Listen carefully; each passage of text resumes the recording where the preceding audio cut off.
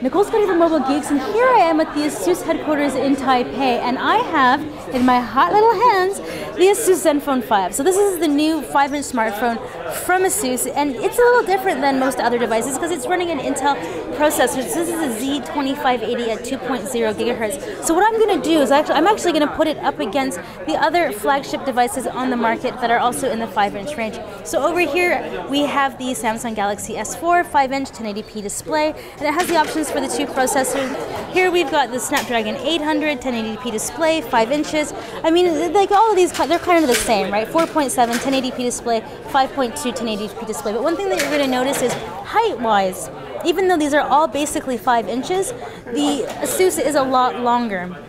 Now this has to do with actually the Intel processor. I found that pretty much every device that's running an Intel, every mobile phone that's running an Intel processor on the inside is going to be just a little bit longer. But even though it adds the height, it doesn't mean that it's adding the weight. So if you take a look at all of these phones, you can take a look at the weight on them.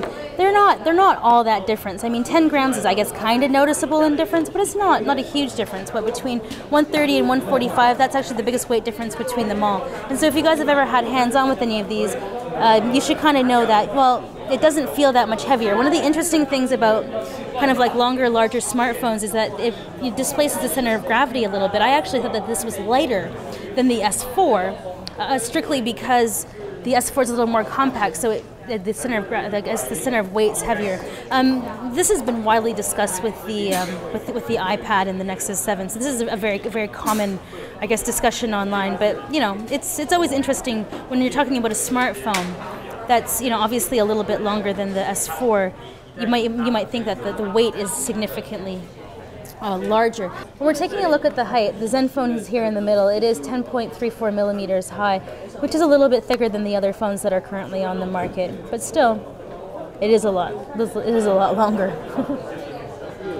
So that was just a really quick look to kind of give you an idea of how size-wise the Zenfone 5 stacks up against the current competition on the market. But one thing that I do want to point out is if you are familiar with ASUS products, they've really been known for a really clean vanilla UI. That's actually changed with this lineup, and that's for the very first time. So they're actually launching the Zen Ui, and it is very different. So if we kind of turn it off, then turn it back on, you can see that the UI has greatly changed. We have our calendar up here, we have options for telephone, lots of camera, and then SMS. We pull it up, and then they have a very different kind of UI style. So you can actually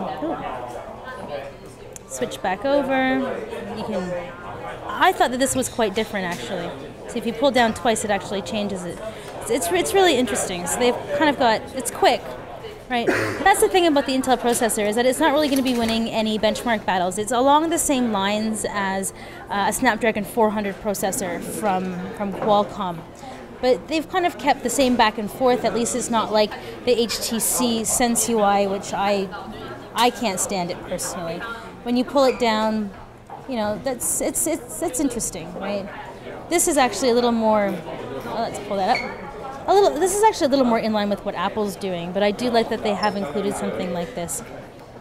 This is really the first time that ASUS is kind of making an effort to make a UI. I'm not 100% sold on it. One of the things that I did love about them was the vanilla experience, but this is their custom kind of home screen here where you can kind of quickly see what's going on, and then if you customize your, I don't know if this is working. Let's go into email. There we go. Oh, it's not set up. Right, so you actually have to set it up, and then you can actually do VIP so that your more important contacts will come up in here first. So it kind of helps you to organize it a little bit more. I'm going to wait until I'm able to actually take this home and spend some time with it before I have a real judgment on it. But yeah, I mean, it is sexy, it's fast. I mean, yeah, it's everything that you kind of want from a mid-range phone with a nice camera. So yeah, this has just been a quick look at the Zenfone 5 up against a lot of the other top 5-inch smartphones in the market. I'm your host, Nicole Scott, for Mobile Geeks.